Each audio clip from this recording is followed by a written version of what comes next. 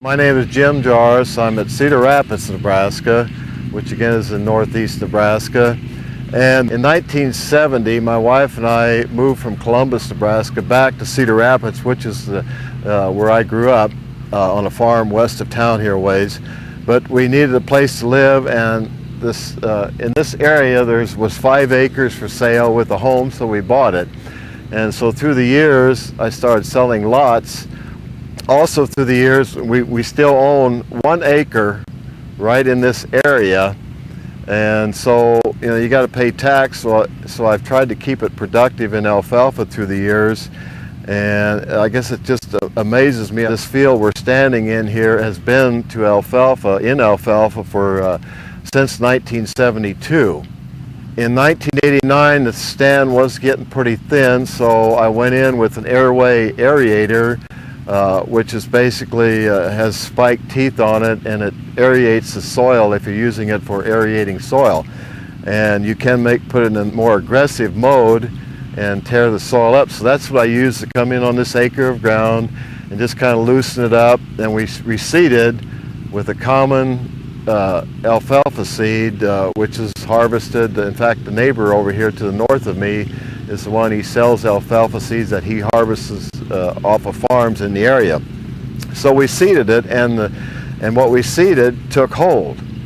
And so through the years, what I've done in this field, basically from working with Conklin, some ideas and other knowledge that I've gained working with alfalfa, every spring I like to put on 300 pounds of gypsum. And then the other thing we do, and I really started this about 6 years ago, is after every cutting, spray 2 to 3 gallon of 9-18-9. And what we're standing in now is, this is about the 11th of September, and this is 4th cutting. Now we've had a lot of rain in this area, and I've so far to date have taken 6.3 ton off of this field. The elevator with the scale is nearby, and so I just like to see what it's doing, and that's what we've taken to date is 6.3 ton. This is dry land. It's just whatever moisture we can get from Mother Nature. Now last year I would say, and I can't remember for sure the tonnage, I think we were down, and I did take 5 cuttings last year, but we were down somewhere like 6.5 ton total for the season. But the fact is, I fertilized after that 5th cutting just to kind of help the crop because it was late.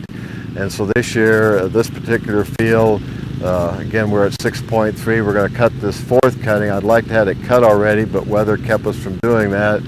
And so this coming Thursday is when I hope to cut it, and we'll see what it does. I'm sure we're going to make 1.5 tons with this. And so I also want to do a relative feed value test on it to see what we have. So there is some bluegrass in the stand, and the stand is not real. It's not as thick as some people would maybe like to have it. And probably where I look at this and look at the fertility program that we've talked about with Conklin, foliar feeding and so forth, I have a book on alfalfa production by a Dr. Harold Wills that I picked up. But in this book, he states that properly fertilized alfalfa stands can live 30 to 40 years. And so I think maybe we're seeing that here with the foliar feeding. I think gypsum and the sulfur in gypsum plays a big part in that. And so we'll see how we yield here when we cut this cutting and see what the total for the year is in 2007. And I plan on leaving it alfalfa forever if I can. Just because it's a small lot, 1 acre, and unless we would sell a lot for building purposes, it'll stay like this as long as we can keep it. As you see, there's a couple weeds out here. For a field that is old as this one is, this summer we virtually had no weeds. Now I do a lot of custom cutting, so I get in other people's alfalfa fields, and in this area, 3rd cutting was terrible with pigweed, foxtail, and whatever. 2nd cutting wasn't too much better. I think with all the moisture we've had, that also encouraged weed growth in a lot of fields in our area. But the field across the road from us, that's virtually free of any type of weeds.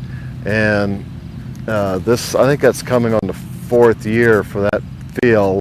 And I've cut hay in 4-year-old fields that are really weedy. There is a theory out there by some, and I think maybe it's mentioned in this book, that if you keep your fertility proper, you have less weed pressure in a field. And I think maybe I'm seeing that in this field. And so I think it's something to consider, that the proper fertility will also help keep the alfalfa growing healthy and reduce weed pressure in some of these alfalfa fields.